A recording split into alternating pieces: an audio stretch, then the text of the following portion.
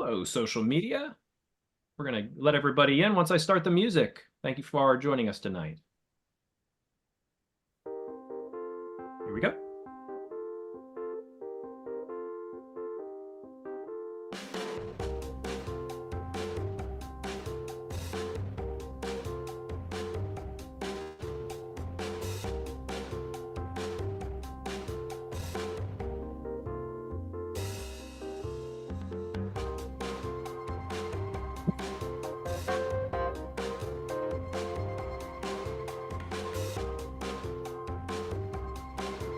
Good evening, everyone. Welcome to, we're going to call this Greatest Generation Live. It's still sort of Greatest Generation with Glenn Flickinger, despite having sort of the subtitle of Masters of the Air. My name's Sean Hall. I'm the Director of Programming with the Veterans Breakfast Club. Excited to have you all a part of our special Thursday night series. And Glenn, you will be host tonight. Glenn, how are you doing this evening? I'm excellent, Sean. 80 degrees and sunny makes for a nice day in Florida. That's fantastic. God, I wish I was there with you. But we have you here with us, so we could be thankful for that. For those of you who may not know of the Veterans Breakfast Club or may be joining us for the first time, our mission is to create communities of listening around veterans and their stories to connect, educate, heal, and inspire. We've been doing it for 15 years, mostly the last 3 years online after the pandemic, but we've decided to continue on with our usually our Monday night happy hour series, but we tacked this on during the winter because here in PA, despite where Glenn is, we have snow and cold and no one wants to go out in it. So we added an extra night in for our weeks during the winter. Again, my name is Sean. I'm going to go through a quick announcements here, and then we'll be handing it off to Glenn. We have a really spectacular panel of guests today that we'll be getting to very shortly. But let me go ahead and share my screen here to get our announcements out of the way. Excuse me while I go ahead and set that up. Here we are. There we go. We want to thank UPMC for Life. They are a new sponsor of the VBC. We're really grateful to them, really. They can help make sense of Medicare. They can get the answers and information you need, such as how to choose the Medicare Advantage plan that's right for you. UPMC for Life offers a wide range of affordable Medicare Advantage plans, and military veterans can save money and get more benefits with their Medicare plans. UPMC for Life has plans designed for veterans by veterans. You can view all your plan options, including their prescription drug coverage, compare costs, and learn about all the benefits you get when you choose UPMC for Life by going to upmchealthplan.com/Medicare. Thank you again, UPMC for Life, for sponsoring the VBC and our programs. And we also thank tobacco-free Adagio Health for re-upping. They've been a sponsor of us for quite some time. It's great to have them a part of the VBC again. They are dedicated to preventing and reducing tobacco use and increasing education about tobacco hazards and secondhand smoke. They want people to quit, so they do that through classes, nicotine replacement therapy, and a popular quit line, 1-800-QUIT-NOW. They educate people, children especially, about tobacco use, from cigarettes, cigars, pipes, chew snuff, and other nicotine products like vaping. And finally, Tobacco-Free Adagio Health advocates for public and private policies to help people live, work, and play. You can learn all there is to know about Tobacco-Free Adagio Health on their website, tobaccofree.adagiohealth.org. If you, again, are joining us for the first time, thank you for coming. You may not know that we release a free quarterly magazine all about military topics, veterans history, veteran stories. It's a wonderful 32-page read, and like I said, absolutely free. And you can get it quarterly just by sending us your address. If you need to do that, you can do it at Todd, T-O-D-D, at veteransbreakfastclub.org, and we will be happy to get you a magazine in the mail. Our spring issue will be going to the printer in just a few short weeks, so look out for that. This is our current issue right now with Elvis as our cover boy.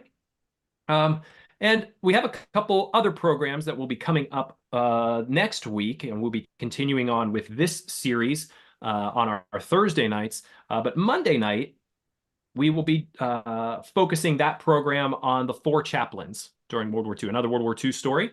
But please join us Monday night for our happy hour at 7 p.m. Eastern Time, same Zoom channel here. And then next week, we will also have on Thursday night, Kevin, you'll be rejoining us. Kevin, you're here tonight. Yep. So great. We have you tonight. We'll have you again back next week to talk more specifically about your book, Damn Lucky, with Lucky Luckadoo joining us. That'll be an exciting episode next Thursday night. So make sure to come back, everyone, for a deeper dive into this story. We also have two podcasts that we are currently producing at VBC. One is run by Daria Summers and Shannon Morgan. Daria is a documentarian. She directed the documentary Lioness, which I believe you can view on Amazon Prime, all about the women who served in Iraq, who had to sort of undercut the combat exclusion policy. And these women were in combat but never received any credit for it. I highly recommend her documentary. I also highly recommend the podcast series that we've produced. It's 10 parts right now. We have more in production that we will be releasing soon. So look out for that. I can put a link in the chat. And also, let's see here. We also have a recent Scuttlebutt that released on Monday that featured Don Nemchik and Henry Shepke. And what I'd like to do is, if Don Nemchik is in the room, I know I saw his name, so I'd love to pop over to him real quick because I didn't get a chance to.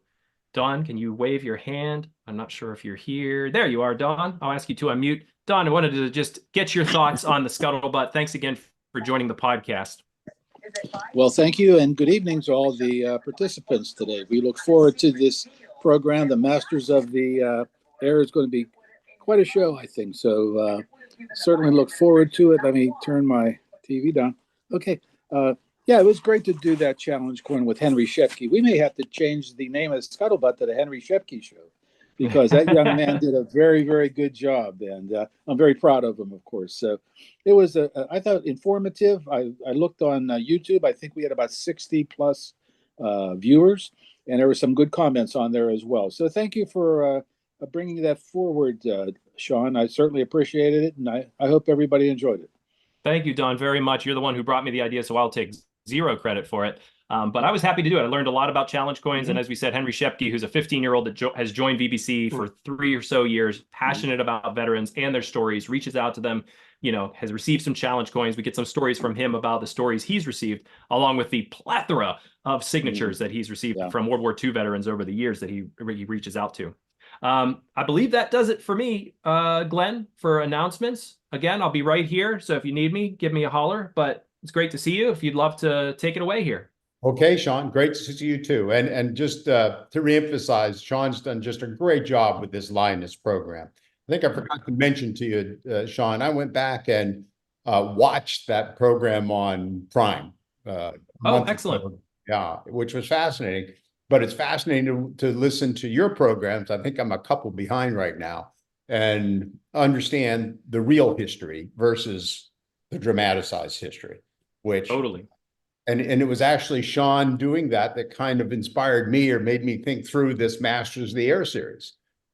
We've been hearing about it, I know, for years and years, about it coming out. And finally, I don't know, 5-6 months ago, they announced that it would be showing starting tomorrow night on Apple TV. So a couple of things before I get to our guest panel. One, if you tuned in looking for the screenwriter for Masters of the Air, John Oler, for tonight, because we had advertised that pretty heavily starting last week and then this week. He's not on tonight. He had to postpone the program. He will be on later in the spring. He apologized profusely. He's just a great man. He kept saying something about Apple TV and Hanks and Spielberg needing his time. And I want to tell you, I kept saying VBC and Todd DiPastino needed his time, but somehow Hanks and Spielberg won out. Not really. That's not the way it went down, but I can see why Hanks and Spielberg might be a little more important to him at this point. He's an interesting man, and he was, again, very apologetic for having to pull out. For those of you who don't know me, I'm Glenn Flickinger. I'm on the Veterans Breakfast Club board, a board member for the VBC for the past 4 or 5 years. And I've also been doing this Greatest Generation Live program for about the same time frame. And it's been just a wonderful experience for me because I'm kind of a World War II aficionado. My kids would call me a World War II geek, maybe all kinds of nice names. But it's been a lifelong interest of mine. And so finally, for the last 4 or 5 years in interviewing authors like these men that are on tonight, and lots of veterans, it's been an honor to do it, really. Okay. And now, before I get to the authors, I'd like to recognize any of our World War II veterans who are on the program tonight. I see in his nice red sweater, Ed Cottrell. Ed, wave hello. I don't know if we could you unmute him for a second, Sean? Sure, Ed, I clicked the button for you. I'm unmuted. Ed, happy birthday one more time. Thank you. Thank you. What a great party I had last week. Last Saturday, we had, I don't know what it was, 75 or so people celebrating Ed's birthday, 102. Two. Right. Wow. Wow. Years young, as far as I can see. Well, I'm looking forward tonight because this is my era that I'm interested in, airplanes. Okay. Well, you're going to have some of the best experts in the country commenting on it for tonight. Okay, thank you. Thank you for being on, Ed. Pleasure. Okay. And do we have, I think I saw Julie Parsons. We always want to recognize Julie as well. So, Julia, I'm looking for her screen. There she is. She stepped away, it seems, and we have Joe Peterburs. Oh, Joe Peterburs, of course. Joe, welcome to the program. Thank you. My pleasure. Okay, great, Joe. And we're going to have you on as one of our guests as in a more detailed way as this program. Here, I'll mute Ed. That's not a problem. Go ahead, Glenn. So this is now really the third program that we've done leading up to the release of the Apple TV series tomorrow night. We had Don Miller on before the holidays, which was just fascinating to hear from the author himself of the book. We had Chloe Milas on last week, who is the granddaughter of Frank Murphy, who wrote a book as well, a memoir as well, that she republished, and fascinating stories about her grandfather, who was a member of the 100th Bomb Squadron, shot down, prisoner of war for 8 years. Also just really, and it was called Luck of the Draw. And then tonight we have 5 experts on, and I'm just so appreciative of them answering the call here. So at the last minute to be on the air. Let me just go through these 4 whose books are up here and introduce them. And then Kevin, apologies again for not putting your book up. We'll put your book up a little bit later. No problem. First, we have Colin Heaton. Colin, please say hello to the audience. Hello, everyone. Okay. Author of Above the Reich, and I'm pretty sure some other books as well. Colin, tell us a little bit about yourself and your background, and also your connection with the miniseries coming out tomorrow. Well, I'm from South Carolina. I had my birthday yesterday, so I'm 62. And my father was Army, my stepfather was Navy. I served in the Army and the Marines. And then after that, I got my degrees. I became a college professor as well at AMU and other places. And started writing books because I had a lot of great stories. Over the decades, I'd collected well over 400 interviews with men who had served in various branches, different countries, different wars. The oldest interview was with Peter Kruller, 99 at the time, in 1984, and he served in the Second Anglo-Boer War. And I got over 100 Luftwaffe aces, became good friends with a lot of them. I knew Adolf Galland very well, he and Heidi, and all the other luminaries. And that kind of brought me into research. And then I began researching who shot down who. And I found out I had a friend named Walter Shook who ended up being shot down by Joe Peterburs. So that goes back a few years, but you know that story. And that is a great story. We've had Joe on, a couple of years ago, and we went through that story, and I didn't realize your connection with it, Colin. That's fascinating. Fascinating. Yeah, it was a good story. And there's a fellow in Germany who was researching the wreckage of Joe's P-51 while I was trying to compare records on Walter wanting to know who shot him down. And we were totally unknowing of each other. It just came together beautifully in that way. That is a great story in and of itself. Thank you, Colin. So next we have Steve Snyder with his book, Shot Down, book about his father's experience as a B-17 pilot. And we had Steve on about 2 years ago and went through the story in some detail. Steve, say hello and tell us about yourself and your book.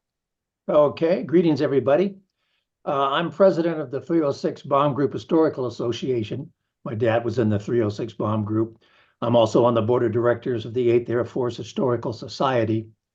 And as Glenn said, my book that I wrote is Shot Down, the true story of pilot Howard Snyder and the crew of the B-17 Susan Ruth. And it recounts the individual experiences of each member of my dad's crew after their plane was shot down over the occupied Belgium in February 1944. Various things happened to each guy. Eventually, 5 of them made it home, but 5 of them did not.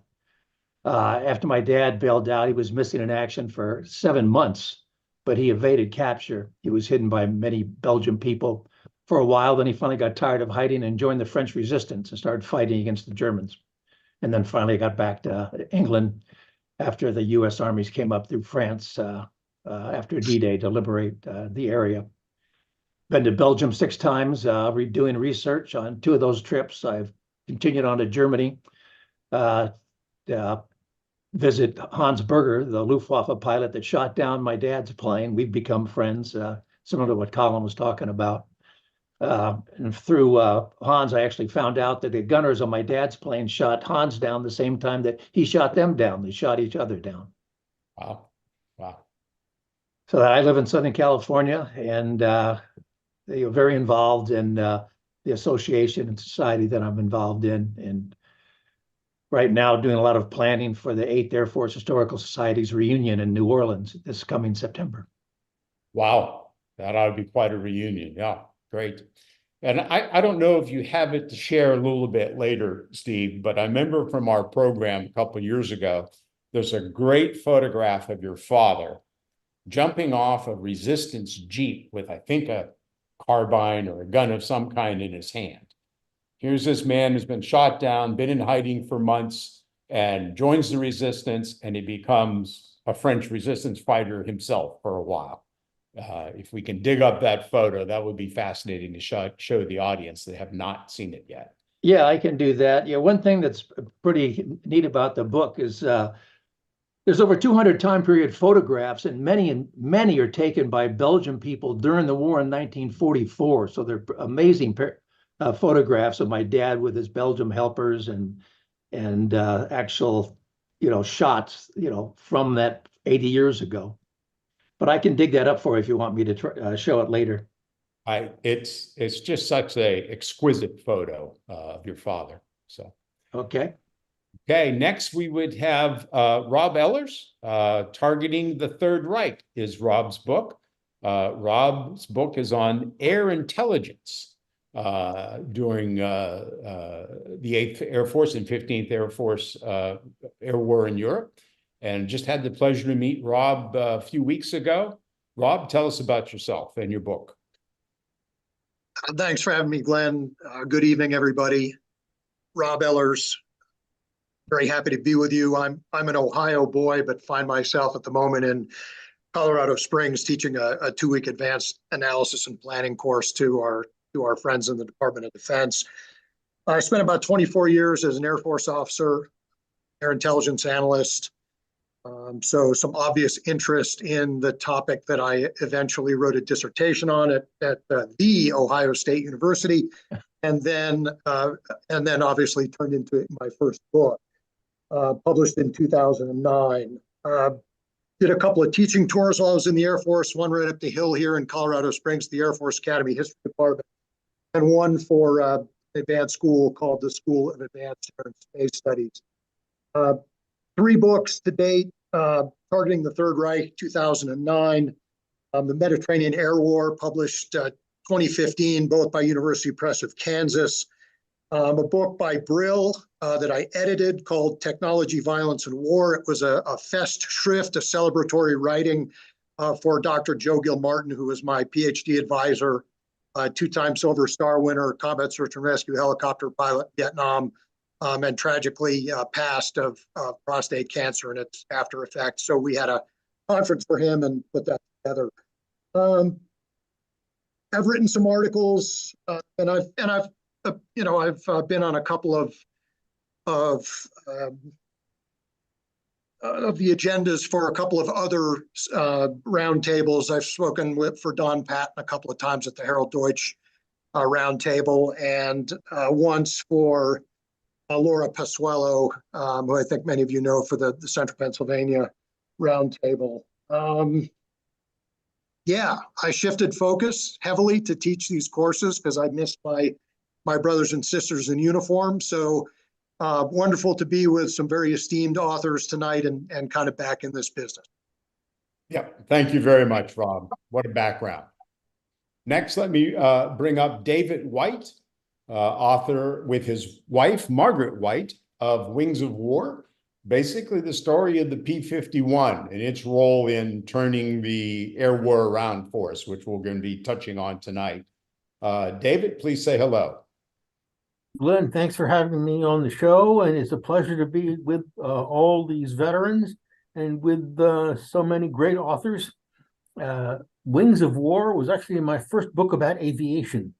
All my other books and works are about the sea. I started out at the New York Times covering the harbor and the waterfront. Then New York was the biggest port in the country, and now Los Angeles is number one, Long Beach is number two, and New York is number three. My wife and I are going to collaborate. Our next book is going to be on the Liberty ships, the mass-produced cargo ships in World War II.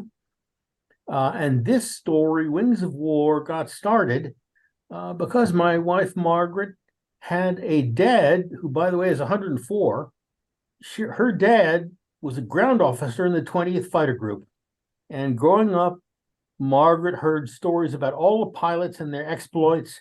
Jack Ilfrey, who rammed an Me-109 in midair and bashed it down without being harmed himself. Many others. And she had done a lot of research, and she finally came to me and said, listen, we got to write a book about this. And I agreed with her completely. And so we wrote Wings of War. And it's a very good read, audience. If you haven't had a chance, please pick it up. We had some copies at Ed's birthday party last Saturday. It's just an excellent read and a valuable contribution to the understanding of what happened with the P-51, why it took so long for it to come online. So thank you, David. And I hope Margaret's feeling better. I understand she's a little under the weather tonight. Yep. I came on the show must go on, but she's not, it's not COVID, so it's just a flu or a cold. A lot of that going around. Yep. Yep. Okay. And then finally, we have Kevin Maurer. Kevin, please say hello. There you are. Thanks for having me. Really appreciate it. You're going to get me on Thursday, but on Thursday you're going to get lucky, and that's actually the treat. You'll probably just hear me listen to him again. I'm a reporter by trade, so I'm on this panel with some esteemed historians. I like to say I write beach history. I write it, as fast and as story based as I can get it, and I really was lucky to have met Lucky Luckadoo. I ran across a Q&A with him in the Military Times and was able to coax him into letting me write a book about him. So for me, a lot of these books that in this panel were books I read as research and to get an understanding of this war. So I'm excited just to sit on this panel as much as anybody and listen to y'all educate me as well. Most of my experience, I've written mostly my books are about Afghanistan. I've just gotten into World War II. This is the second World War II book. I'm working on a third now. But like I said, I was lucky to find, it sounds ridiculous. I was fortunate to find lucky because I keep saying lucky twice. And so to me, it was damn lucky reads, much like I think a magazine story, very, very driven on his recollection. Started very much as a biography of him, as a way to put humans in the cockpit. And then it kind of migrated out into a look at sort of the cost of the war for him, as well as his friend Sully Sullivan and that friendship. So I think we'll delve deeper into that Thursday. But happy to answer any questions. But more importantly, guys, for the rest of the panel, congratulations. Like I said, your books were part of my reading list, and I appreciate you guys doing the hard work while I swoop in there and borrow the best parts. So, well, you do a great job of swooping in. That book is just an excellent read, and everybody should have a chance to read Lucky's story. Everybody should have a chance to listen to Lucky. What a man! 102 years old. Just like Ed, you wouldn't think he's a day over 70.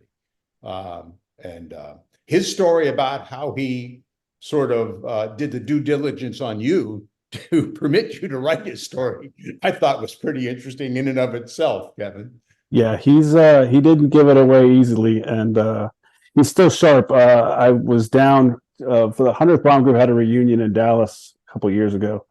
And I went down early, and I spent a weekend with him and driving around with him. He drove me all over Dallas at like 100, without any trouble whatsoever. I think I was more nervous driving around there myself than sitting with him doing it. So, really impressive guy. I think you guys will have a treat on Thursday when you get to hear him talk about it. And he was with the 100th, the Bloody 100th, with the 100th Bomb Group, right? He was. A lot of what you're going to see starting on Friday, I mean, he knew these guys. These guys are his peers. He was at Thorpe Abbott's for almost the whole, I think, till early 44. So most of the first part of the series will be with him. He's there. He's not a character, but he'll be, in real life, he was there.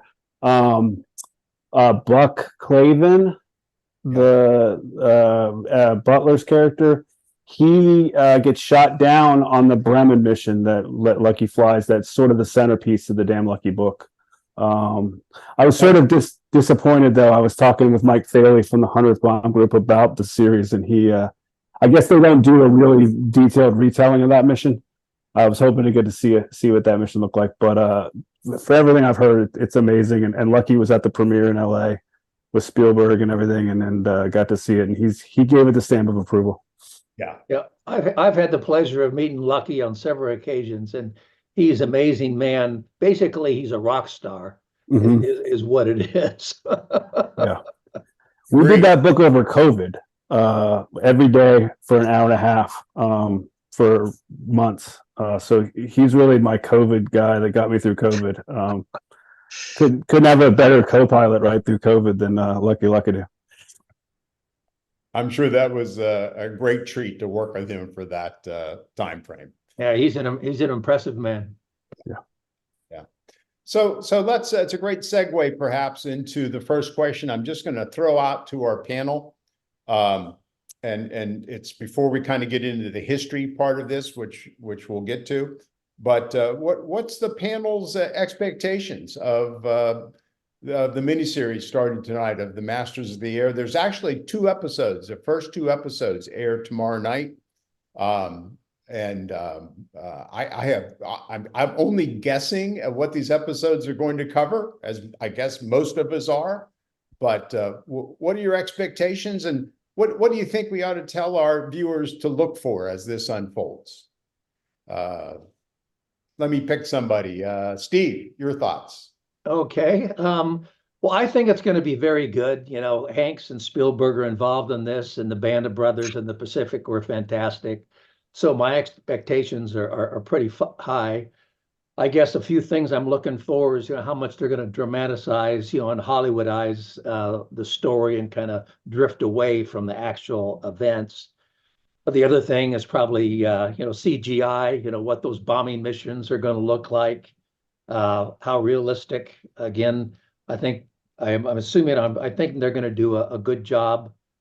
Also, if they stray from kind of actual history, I've heard and I believe the Tuskegee Airmen are going to be in the series, Yeah. And they never flew in with the 8th Air Force. They flew with the 15th Air Force out of Italy. So that's, How kind did of, they get there, right? How did you they know, jump?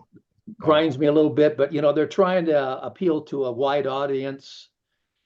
And then the last thing is just, how they're going to kind of portray the 8th Air Force and the air war over Europe.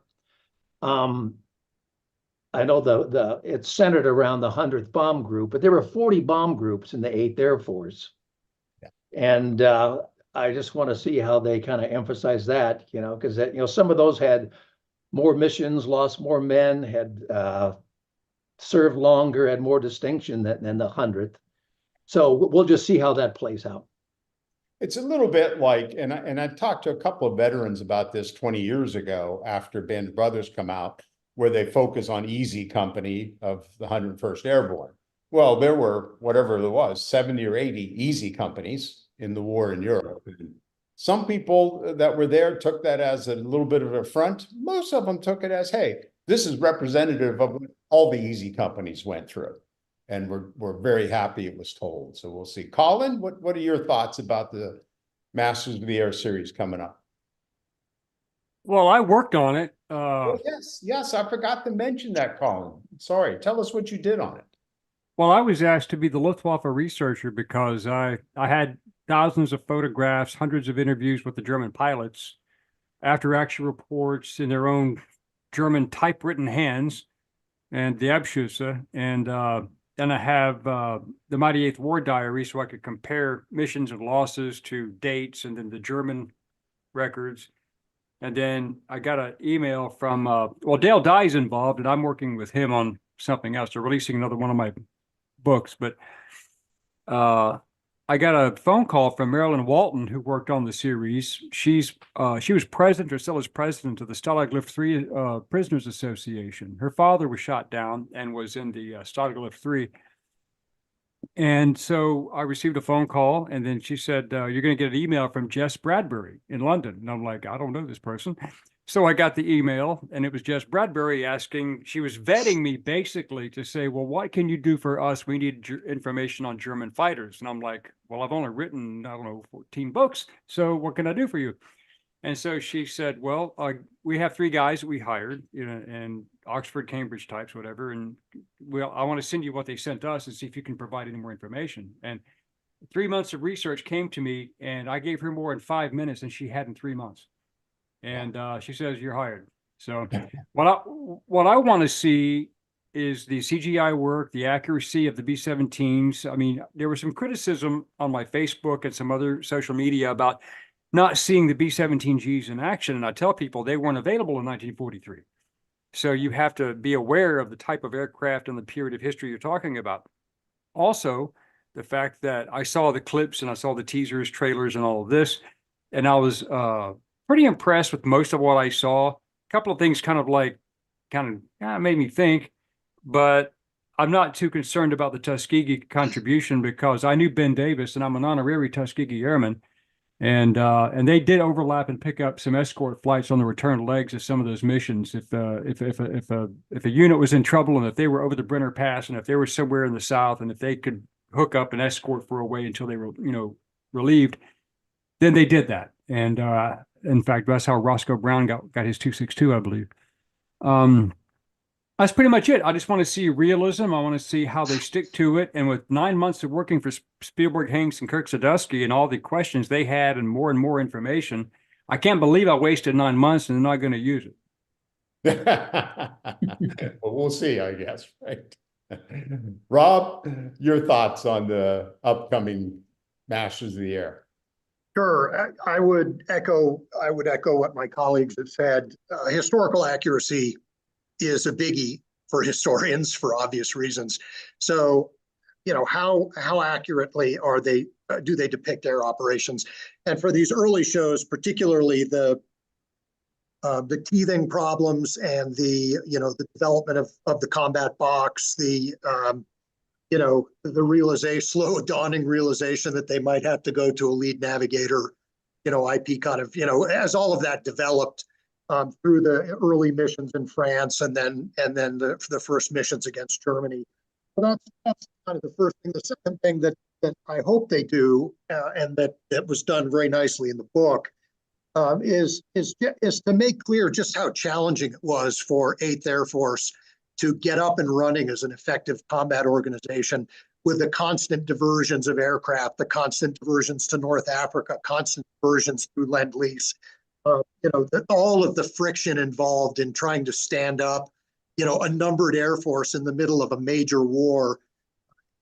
Those dynamics were tough for the 8th Air Force, and whatever else anybody says about Aker and Andrews and the senior leaders who were involved with any of that, they pulled their way through that with enormous guts, and so I'll be looking for that.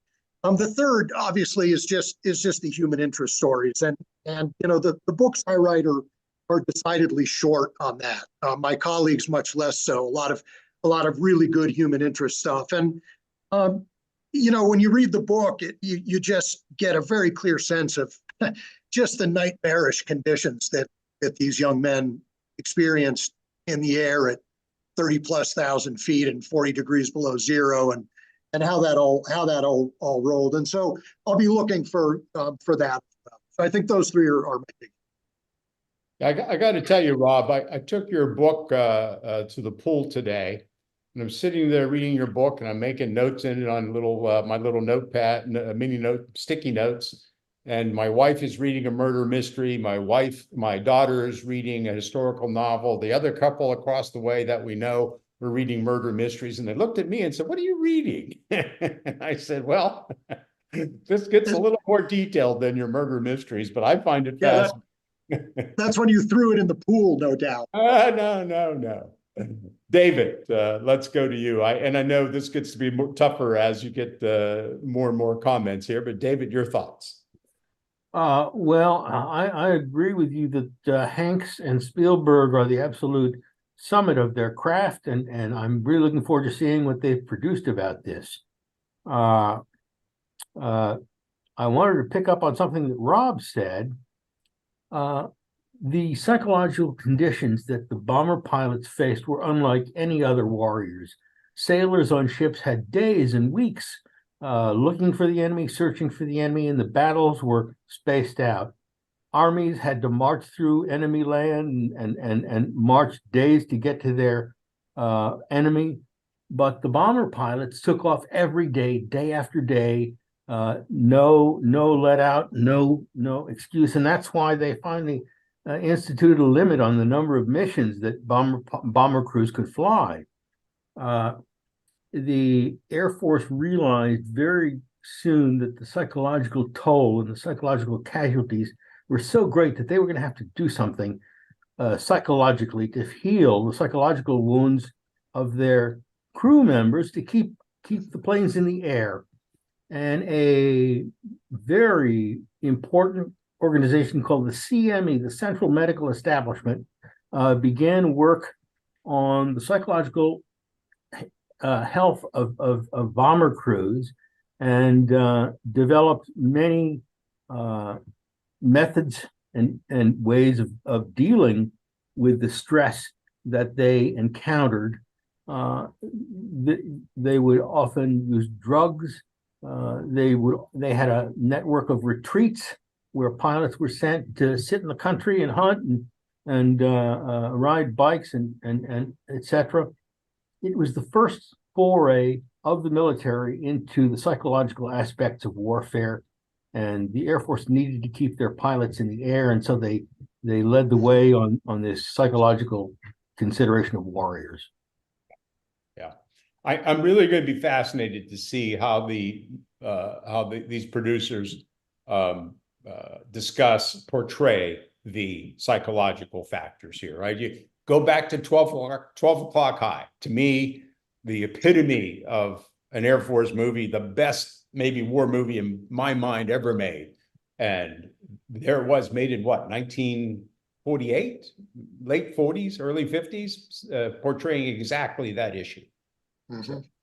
I see a hand up, but before we go to our audience hand, let me get to Kevin. And Kevin, I apologize for you being the last in this murderer's row of knowledgeable people, but your thoughts on the miniseries?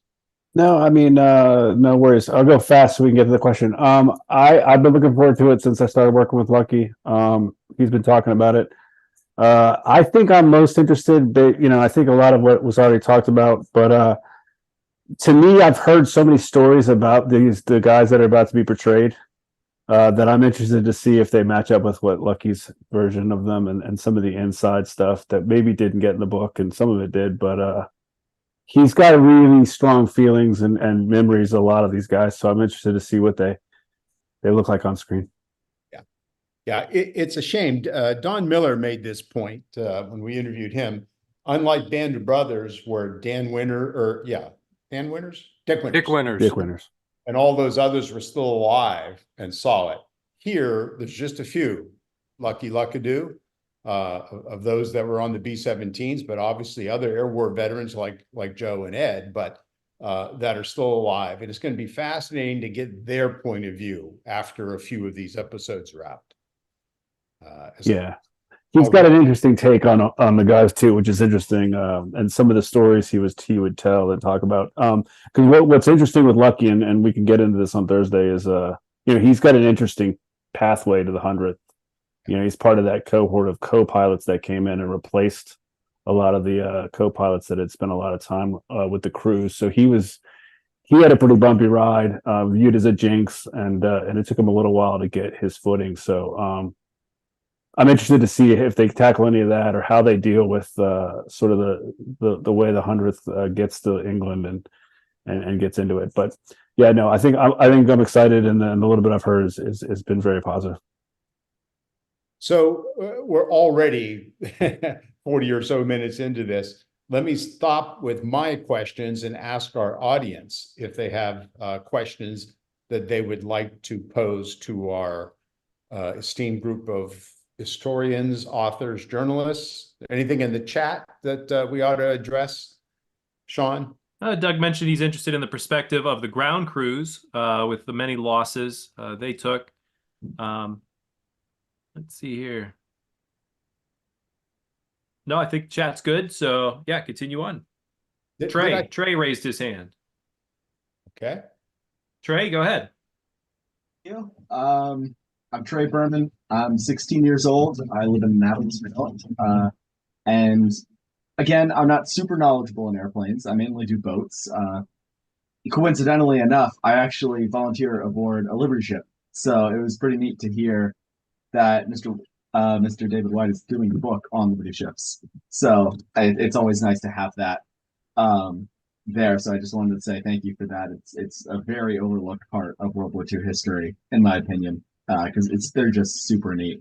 But Glenn and Sean and anyone else who's probably been on 8th Air Force kind of Zooms that we've done before probably knows what question is coming next. It's what I ask every single time. And usually, people will give me an answer kind of comparing the two. But this one, I really want to challenge everyone. I want a yes or no, or I want one or the other as the answer. And here it comes. What do you think is the better plane, the B-17 or the B-24? B-17. Well, B-17. You wanted to hear what the German pilots thought about both? Fascinating. Yes. Yeah. They'd rather go up against the B-24 than the B-17 because if you hit the high wing on the B-24, you can separate it from the fuselage and hit the fuel tanks. So it was easier to shoot down.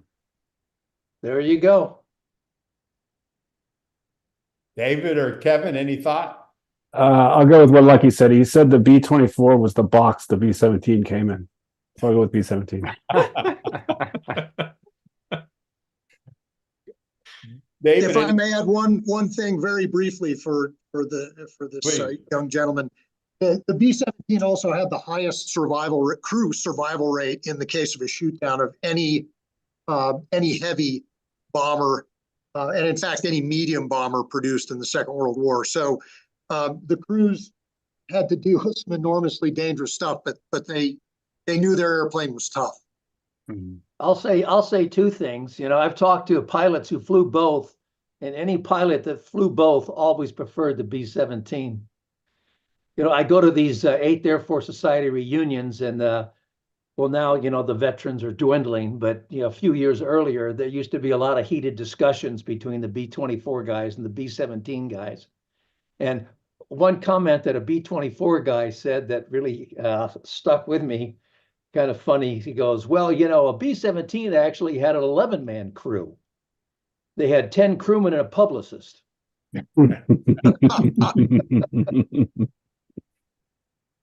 I'll give you a quick answer, Trey, from Don Miller, who maybe, Trey, it was you who asked him this a month or more ago. I don't think it's in his book, but who was the first enlisted man to win a Medal of Honor? Snuffy somebody? Snuffy Smith and the 306 bomb group. Snuffy Smith. And so Don Miller told a little bit of the story of Snuffy Smith and what he did to earn the Medal of Honor. And he goes, you know how we knew he did those things? He said, everybody saw him from around the other planes because his plane had been so shot up that you could see right through it in most of the plane. And yet it still made it back to England with Snuffy and the crew on board. Right. And he mentioned just the steel shell that it was made out of was so tough versus the skin itself was nothing, couldn't stop much in the way of any kind of bullets. Right. So I thought that was, I never heard that story before, and I thought it was fascinating. Yeah. Also, if you had to ditch because of where the wings sat on the plane, up high on the 424, down lower on the 17, the B-17 would float for a while and the crew could get out. The B-24, those crew members had no chance of getting out if they had to ditch in the Channel or the North Sea. Well, and I had another guy tell me one time, because he, many of those B-24s were made up the Willow Run factory by Ford. And he said, it was just a damn Ford. So, okay. Any other comments there? If we don't have any other questions, I'm going to pose sort of a big macro question to our panel. Strategic bombing. And this kind of gets to the end of the war and the strategic bombing survey that was done. Did it work? Was it successful? With all the cost in human lives, resources, et cetera, was it worth the cost? Because there's been, after the war, when that survey came out, there was a lot of question as to whether it had made an effective contribution to winning the war in Europe. I'm going to ask. I think the most important thing is that the other services were useless. There were no armies on the land in Europe. There was no land war. There was no naval war. I mean, you couldn't line up a fleet of ships and try to bombard the German citadel from the sea. And the land armies were useless. And the only fist that we had to attack the enemy with was the air war and the bombers. So bombers were our only way to strike at Germany, really from 1942 until 1944, when D-Day happened and the armies finally stormed ashore. But for most of it, it was the sword and the lone sword. And there are a lot of people who criticize it and question whether it was effective. But in the end, it was the only weapon we had to deal with the Nazis for a long period of time in the war. That's actually almost a Churchill quote from 1940, David. Mm-hmm. Other than the commandos he developed, he didn't have a way to get to the Germans except the British bombers. So really, D-Day never would have happened if it wasn't for the air war over Europe by the air forces. Right. Rob, you make quite a few comments about this in your book, the sort of half of it I've gotten through so far. What are your thoughts on the effectiveness of the strategic bombing and sort of the history of it over the last 75 years? Sure. So, clearly the visionaries from Julio Duhay up to guys like Bomber Harris and Haywood Hansel, who believed at the end of his days that it could and should have been a war winner. Bombing was not a war winner, but it was an enormously important part of the war. It was expensive. Building the airplanes was expensive. The cost in blood was high. People like to say that more airmen died than Marines in the Pacific. So, and that's just in Europe. So I'll just briefly tell you what I think about its role in victory. First of all, it's part of a joint and combined team, air, sea, land team. And it proved enormously effective in that capacity. And it sped Allied victory while reducing casualties. Those claims, I think, are almost impossible to refute when you look at what it accomplished. So the major air campaigns, and there were several, most people just talk about the air campaign, but there are really several that really made a huge difference in the speed of Allied victory. Obviously, Operation Argument, starting with Big Week, the destruction of effectively the destruction of the Luftwaffe as a highly effective fighting force, obviously Colin knows a good bit more about the Luftwaffe than anybody else here, but the idea, as Arnold commanded Spots and Doolittle's, attack the Luftwaffe anywhere you find it, in the air, on the ground, in the factories. Because that was the key to opening up the German war economy, the German transportation network, the Deutsche Reichsbahn, which moved every component for the war effort, all the coal for the factories, was the operational maneuver motive force for the Wehrmacht itself. Second, the transportation campaign against Normandy, obviously huge debates amongst Allied senior leadership about what was going to have precedence, transportation or oil. But that transportation campaign by heavies, mediums, and fighter bombers to isolate the battle area, delay the movement of German units to Normandy, starve them of fuel, starve them of mobility, starve them of ammunition, enormously important in determining the victory in Normandy and the speed and the outcome of the victory in Normandy. Once the Germans ran out of fuel or defeated at the Falaise Gap, the casualty rate was 100,000 to 100,000. Once they ran out of fuel and had to retreat in disorder, it turned into a 2-to-1 casualty ratio. And the casualty ratio went up and up and up in every major ground campaign as the Germans became unable to practice their preferred way of war, Bewegungskrieg, warfare, war movement.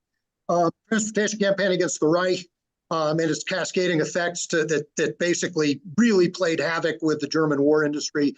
The oil campaign that first created local and situational shortages, oil shortages, but eventually general shortages that basically demotorized what was left of the German armored formations. A couple of other very quick things, and then I'll be quiet. Already, the Germans had begun to relocate very large numbers of Me-110s and JUs, the bombers, and others to deal with British night bombing. American daytime bombing forced them to bring most of their single-engine fighters back, where they were eventually chewed up. Taking a lot of bombers and a lot of young Americans with them, but eventually chewed up. So, and then a lot of flak forced back as well. And a lot of people have said, well, yeah, but, it was mostly older people, older guys operating flak batteries. Yeah, I got it. That's fine. But they would have found ways to get enough troops with those 10 to 12,000 medium and heavy flak batteries out in the field that would have been effective tank killers and anti-infantry weapons. And finally, the accelerated dispersal of the German war economy caused huge problems. There are plenty of reports, and I think Colin can tell you a lot more about this, of their airplanes just delaminating in flight later in the war, just terrible quality control problems. So I'll leave it at that. Well, that's a incredibly good answer, Rob. I think, Colin, correct me if I'm wrong, you would know this better than me. By 44 or so, the Germans had 1 million men manning those flak batteries. And those 1 million men could have been used somewhere else at some point. Is that right, Colin? That's true. 1.2, I think, 1.2 million, and most of those were teenage school kids. They yanked them out of school because they were so short on manpower. Because 72% of the German military stayed on the Eastern Front for the most part. And after D-Day, with the rolling of the British and Allied forces with the Americans, it just drained the manpower. So they had, and women were on the flak batteries too. I interviewed a lady who was, speaking of Bremen, she was a ammunition assistant on a 88, and she was talking about how they used to have to hide behind underneath the concrete bunkers because all the shrapnel coming down from when they would fire their guns to almost directly overhead with the searchlights. But no, you're absolutely correct on that. Yeah, it was a big drain on manpower, and what Mr. Rayler said, he said absolutely perfect. The strategic bombing campaign was not as effective at hitting German industry as it was in crippling what that industry could move on rails and get to the military. And crippling that rail industry and basically neutralizing any chance of having mobility, that's what won the war. The ground forces would have had a really tough time going forward. And my grandfather was at Metz as a German-speaking intelligence officer. So, and I can tell you right now, that ground campaign, the carpet bombing campaign, and then point-blank directive targets off the Casablanca directive, that's really what helped win the war. A lot of people think it was expensive, wasn't worth it, and Congress was going to pull the bombers after Schweinfurt, Regensburg on those 2 August-October missions, but it was a good thing they didn't, because that really helped the Allies. I just want to say one word about the Dauntless P-51 Mustang here, which really was the critical element in the bombing campaign. Until the P-51 came in, the bombers were being slaughtered by the Luftwaffe. The advantage of the P-51 was its extraordinary long range.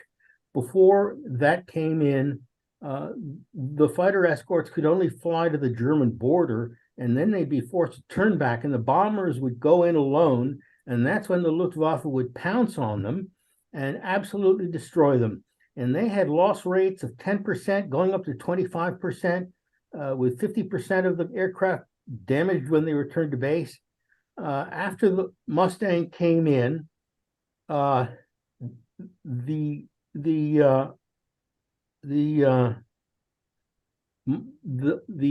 fighter wings of the 8th Air Force, which by now were Mustang, shot down twice as many enemy aircraft in March of 1944 as they had shot down in 1942 and 1943 put together. So the effect was dramatic, and this aircraft really saved the bombing campaign at the point where it was at its worst. Yeah, Right. actually, there were 2 factors that came in at the same time. The introduction of the P-51, and then Jimmy Doodle taking over the command of the 8th Air Force in January of 1944. And then his directive was to let loose the P-51s to go after the Luftwaffe, has been mentioned a little bit earlier, any place on the ground, on land. And by the time D-Day rolled around, the Luftwaffe was just the shell of itself. Glenn, Okay. I don't know if this is right along the line here, but Brad Washby asked in the chat he'd like to hear more about the evolution of the targeting process. I heard targeting mentioned a couple times, so I thought this might be a good moment for that. That would be Rob Ellers, who halfway through on exactly that topic. I'll try to be brief, because I don't want to hog the mic here. My colleagues have a lot of good stuff to say, but yeah, obviously my first book was about this. One of the great paradoxes or ironies of the developing air intelligence capability and the means for picking centers of gravity in the German war effort is that the British originally determined that they needed to learn how they needed to be able to strike targets during the day. Their original plan was to engage in day bombardment. But they developed first of all, they developed very, very capable photo reconnaissance versions of the Spitfire, and later the Mosquito, which was called Freeman's Folly after Air Marshal Wilfred Freeman, turned out to be a fantastic aircraft. And they had taken pictures of just about the entire Reich by the middle of 1940. So they knew pretty quickly what to target. They brought everybody with any kind of skill, photogrammetrists, photographers, geographers, anybody who had any experience with these kinds of things. They brought them to the Central Interpretation Unit, later Allied Central Interpretation Unit, when the Yanks showed up. And they began building literally thousands of target folders for different kinds of target sets. And the ones that they knew were going to be really important from either before or very early in the war were fuel. The Germans were terribly short of fuel, highly reliant on the Romanians at Ploiești, and then on their own synthetic oil plants, which turned coal into fuel and were ridiculously inefficient, and also obviously really big and couldn't be moved, and were pretty easy to hit, even if you weren't, the greatest bombardier in the world. So there was that. The other was that they knew motive power was in short supply. In other words, locomotives. And so they knew that at some point they were going to have to hit those. And finally, as the war drug on and they got more and more intelligence on the Luftwaffe, they realized that that there was an enormous shortage of pilots. So to make a long story short, the British had to shift to night bombing because their losses were tremendous. And when the Americans arrived, they had this beautiful tailor-made air intelligence and targeting system in place that the British had developed already for their own force, that then had to redevelop techniques for trying to do bomb damage assessment and mission effectiveness assessment, munitions effectiveness assessment, and so forth at night, which was really difficult. So it's a really kind of fascinating story about the serendipity of British air intelligence and American daylight bombing. And any of our other guests like to comment as well? Okay, unless there's anything else from the audience, I could go to another question. Bruce asked, how effective were the machine gunners on the bombers? Well, at the beginning of the war, they weren't, well, I don't think they were ever that effective, but at the beginning of the war, going from practicing in the United States to going over and being in combat on Europe was just two different things. You have the elements, of being shot out at the same time. You had the cloud, you had the elements of the altitude and the temperature and frostbite and anoxia. And so the gunners had so much to deal with. And the closing speed of the bombers and the German fighters, but you only had split seconds to try to fire at any of these. I think that's one reason the reports from the U.S. gunners were so overinflated, because later on in the war, when you had lots of large bomb group formations, and also when you had escorts, I mean, there were who knows how number of bombers and fighters that were shooting at the same fighter at the same time. So trying to pinpoint who shot down a plane was very difficult.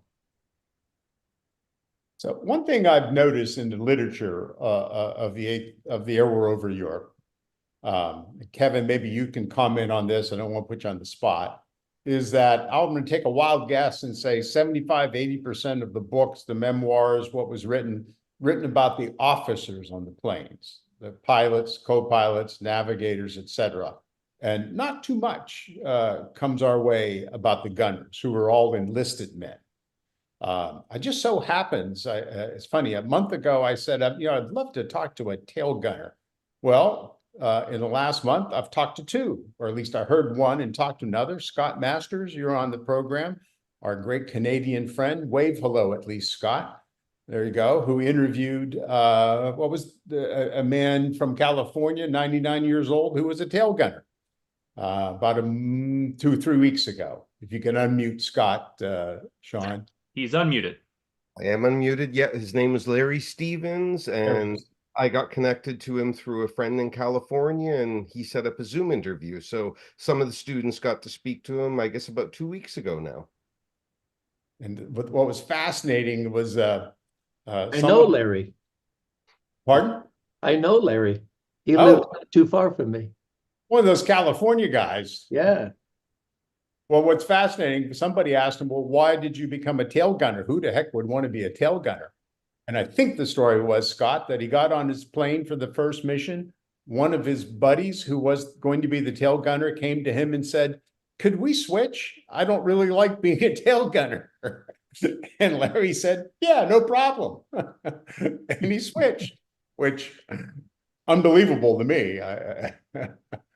And then last Saturday at Ed Cottrell's 102nd birthday party, I met Bob Buckler, Pittsburgher, 99 years old, and a tail gunner who I only got to talk to 5 or 10 minutes. We're going to try to have him on this series a little bit later. Another fascinating man, tail gunner, shot up on his 24th mission. And the pilot and co-pilot flew to Sweden to land, which was a real no-no, I guess, a real problem back then, landing in a neutral territory. I think you get some of the same stories of guys who flew to Switzerland, but it sounded like it was either crash in the sea or crash in Germany or go to Sweden. So he spent 18 months, I think, in Sweden before he was released. But this happened on his 24th mission, which I thought was fascinating. So we're going to have him on. But I don't know, Kevin, have you, in your research when you were writing with Lucky, the Lucky story, did you run across any of the waist gunners or the ball turn gunners or their story? No, well, a little bit. We talked a lot about the crew. He talked a lot about, he didn't have much. He got along better with the crew than he did with the officers on board on his ship. But there was a disconnect. I talked to Lucky a lot about how, did he hang out with the gunners, and he really didn't.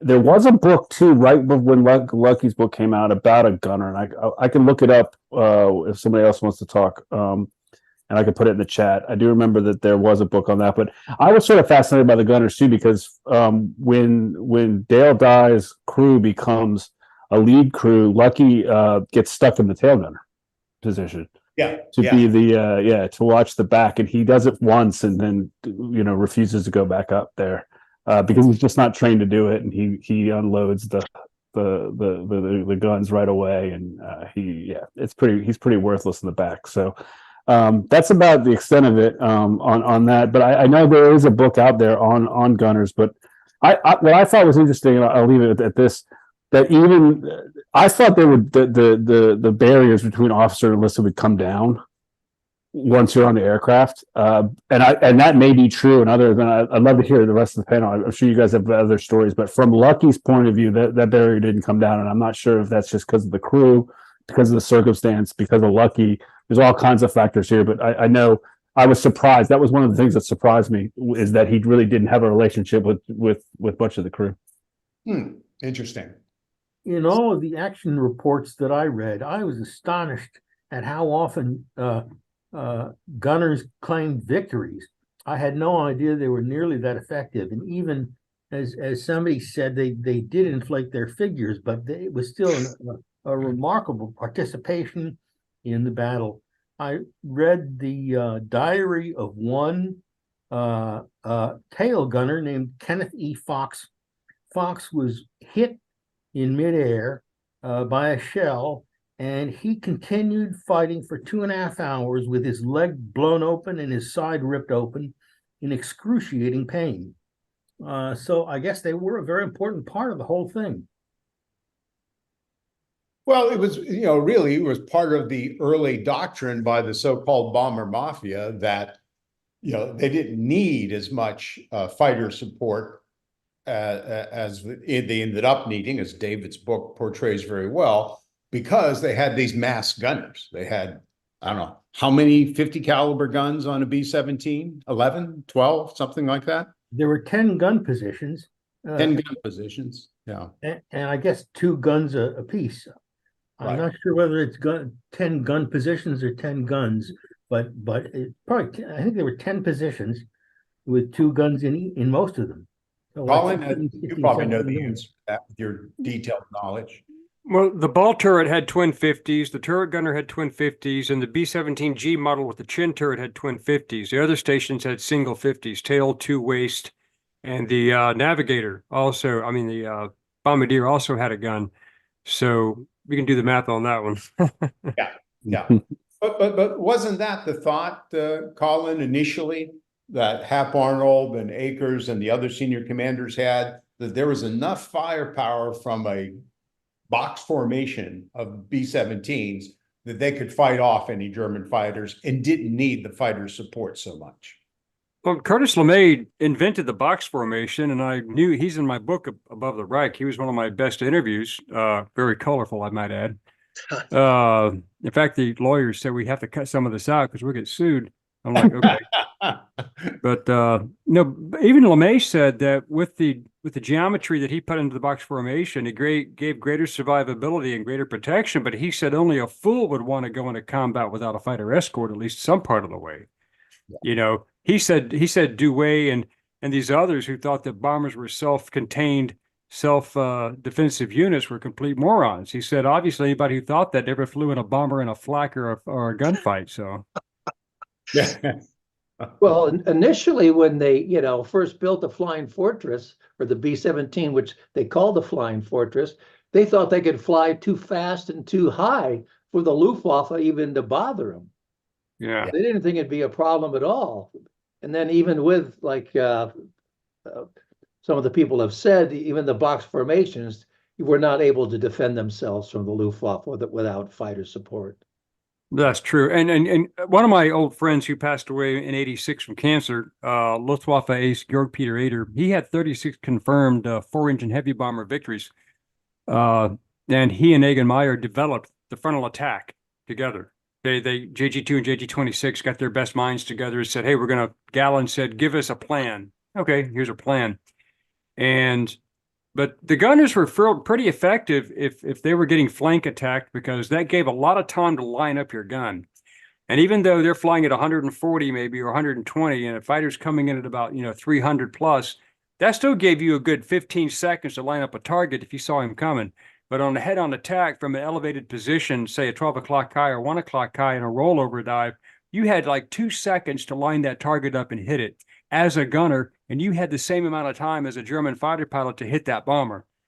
So that's what Johannes Steinhoff told me. He said, "Das war what you Americans call the pucker factor." So yeah. But yeah, I mean, I tell you right now, I can think of better ways to earn a paycheck than flying in a bomber, let alone trying to attack one with all those guns. Well, yeah, like Hans Berger told me, if you come in from behind, that tail gunner has all sorts of time to hone in on you and fire at you. So that was not good at all. And the ball turret gunner is going to get a look at you too. Yeah. And eventually, Colin, didn't the Germans have rockets that they fired from outside the perimeter of what the 50 cals could get to, right? Well, yeah, by 43, Hans Kanoka told me, and he was flying with JG-11, they would put Verfabricate. Basically, it was nothing more than a mortar. It wasn't even a rocket. It was a mortar under each wing of a 109 and some 190s. And they would just lob them into the formation, hoping for the best. But it wasn't until the 262 came out with the R4M rail rockets, 12 per wing, that you could actually get directed fire. If you were good at aiming a gun, you could aim the rockets. And they had about a 600-yard range before they started dropping off. So if you got in close enough, hit it with the rockets, then come back and finish them with the guns. But other than that, no, there really was no fire and forget targeting system. Back then, it was all seat of your pants stuff. Yeah. Okay. So anything else from the audience here? It's what do we got? 8:15. We got 15 more minutes with these esteemed gentlemen. Let's tap their knowledge. Joe asked, what equipment featured on the B-17 was so secret that the bomber crews were instructed to destroy them before abandoning the plane during combat? For example, the Norden bomb sight. Well, that's interesting, because the Russians had a spy in the Norden bomb sight factory, Hermann Lang. So the Germans knew all about the Norden bomb sight. So even though the bombardier had taken oath to guard the bomb site with his life, it was of little value.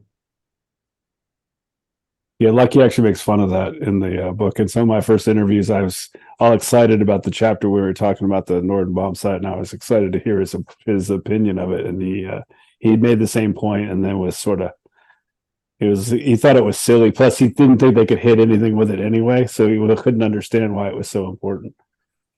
So does that mean the whole concept, and again, part of the initial doctrine of precision daylight bombing, especially adding in the weather factors, besides the fact you got a lot of Germans very angry at you, that precision bombing was really not effective, that it was maybe an overstatement is the best way to put it? Well, also the bomb load on the B-17s was not that great, so and the accuracy wasn't that great, and that's why you had to have these formations of hundreds of bombers or 1,000 or 2,000 bombers to drum enough bombs to be effective.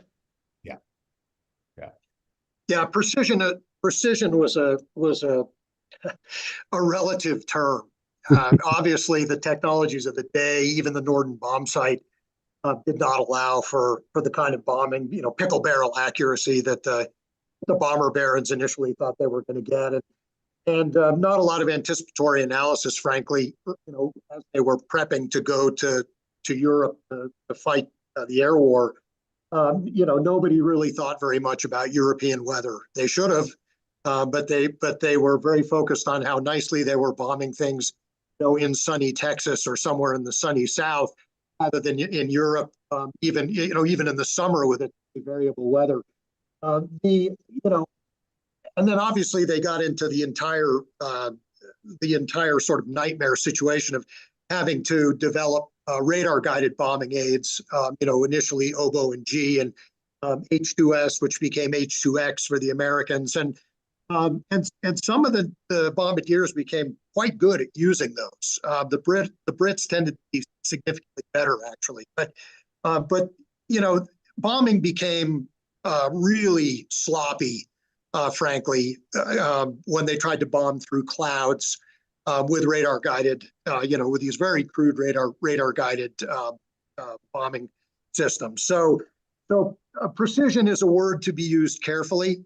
Having said that, when you put a force of several thousand heavy bombers over certain target sets in a concentrated way, and you have air superiority verging on air supremacy, and you've got determined young men flying the bombers, they're going to put enough bombs on target. And even if it was only 3 or 4 or 5% on target, that's about what it was on average. That was enough. Well, speaking of precision, don't forget we bombed Switzerland a couple of times too. Well, there's that. Yes. Just a small error. What Brad time? Washabaugh raised his hand. Yeah, Brad. Yeah, I'd like to get back to the targeting process. At some point during the bombing campaign, there was a switch to bomb civilians in civilian areas, and the thought was perhaps it would be effective in ending the war. Can we have some discussion on that, please?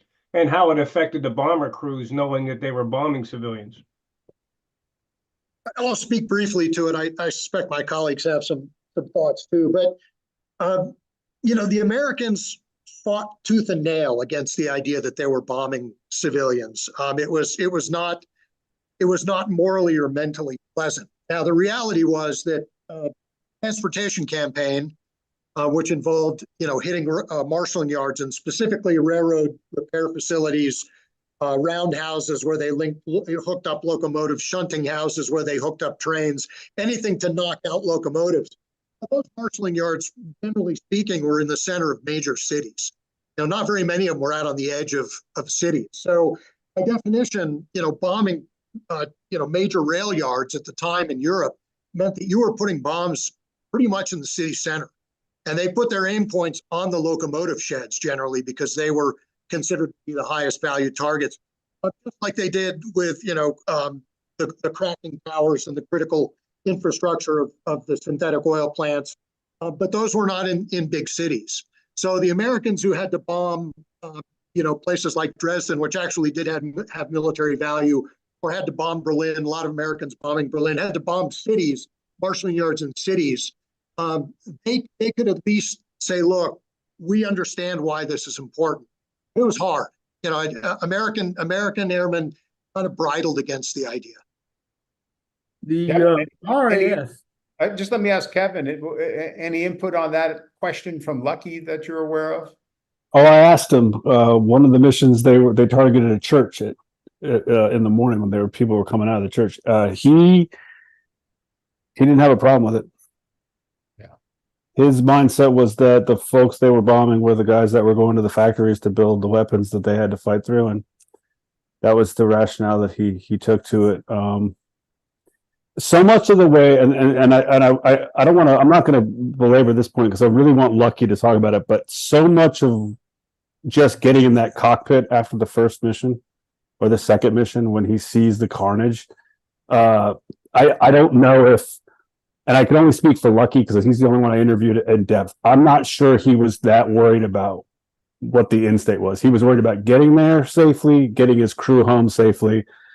The rest of it just sort of got pushed away, which is where I think you see towards the end of the book when he comes home, he's asked to give a speech at church. He declines to do that, and Lucky, the Lucky you see on Thursday is a long time coming. He never talked about it for a very, very long time, and I think that's because he internalized a lot of what we're talking about here.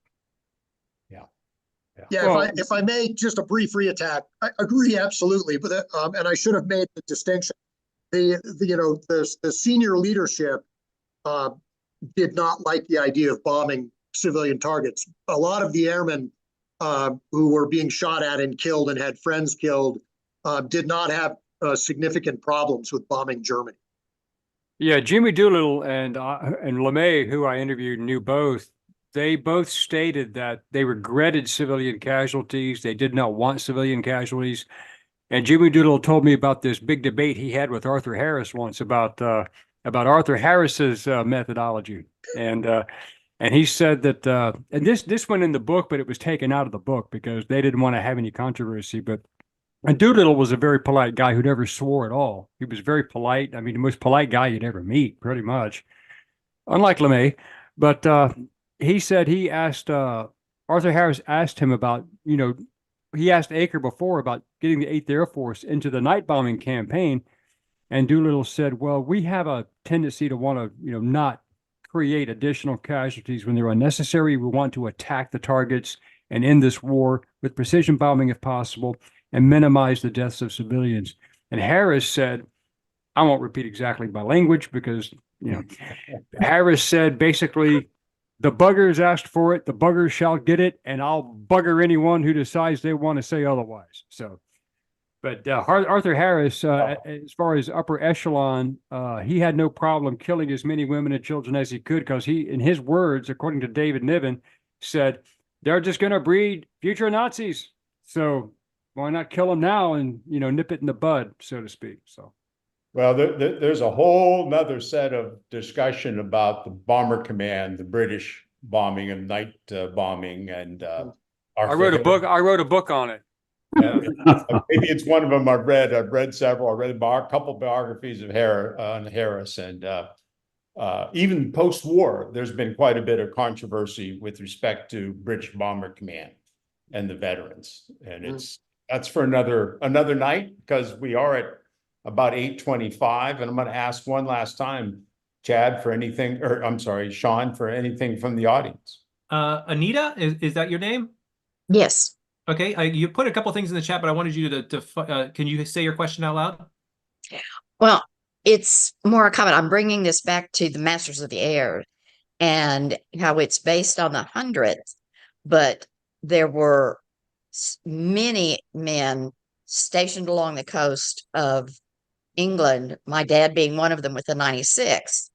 And in reading the article from the Smithsonian, some of the 4 or 5 major battles that are covered with the 100th, the 96th also was part of. The being shot down, going to Stalag 3 that's supposedly in Masters of the Air also happened with people from the 96th, and the massive march of the POWs. And I'm hoping for the baby boomers of those guys, they can see their dads in those actions, even if they weren't in the 100th. Yeah. Thank you, Anita. You okay with that, Mr. Snyder? Yeah. Yes. No, I totally agree. I think the Masters of the Air is fantastic. I think it's going to bring a lot of attention to what the 8th Air Force did and all the bomb groups did, and be a wonderful thing. Anita, are you the person who was talking to Todd DiPastino? Are you the historian for one of the bomb groups? Yeah, for the 96 Bomb Group Association. Ah, okay. Thank you for being here tonight. I appreciate it. Todd had mentioned your name to me in an email, but I hadn't had time to respond. So You forgot me? Sorry, the pool water got in my ears and it's really impacted my whole mindset here today. I'm in Central Texas. Don't pull that on me. I'm scared of Texans. Well, we hope you'll join us in the future. Listen, we need to wrap up just to respect our 8:30 talk time limit. Obviously, with these 5 esteemed, knowledgeable gentlemen on tonight, and Anita as well, we could spend twice as much time talking about this. Look back up here. But obviously, we won't. Could I ask Sean if you could tee up the information about our September trip that the VBC is taking? And sure, that'll just take me a minute to pull up from our website. Real quick, Anita, I'm gonna spotlight your you have the Snetterton Falcons. Oh, yes. Well, Anita, we definitely want to invite you back to talk more with us during this next 8 or 9 weeks of programming, Anita. We'll be doing this every Thursday. And, what I love so much about tonight, being we put this together very quickly. Glenn, thank you for contacting everyone again. Thank you for everybody for joining us on such short notice. But it was very much just sort of like it's like my friends and I get around and geek out about, whatever is coming out. Like the series is coming out, and I hope everybody here continues to join us Thursday nights, because you don't need to watch the series to get all of the information you're getting tonight. I think tonight's program can stand on its own for all of the wonderful historical facts and stories that we were able to gather tonight. If you're able to get Apple TV Plus, obviously, we'll be talking a bit about it over the next several weeks, but we will have on guests speaking to these stories. To speak to that, Joan asked in the chat, I believe that the series will release, as a quick Google search, Friday, 12 a.m. So it should be available tomorrow when you wake up. I don't know if they're airing it in the evening, but from the Google search, it says 12 a.m. So check your Apple TV Plus if you have the subscription. If it's available in the morning, great, give it a watch. But you may need to wait till the evening if it's not available. That's from what I've seen. And Peggy, we will have this live streams on YouTube and on Facebook. This is available immediately after we end the program on YouTube. You could look up Veterans Breakfast Club on YouTube, and you will find this episode.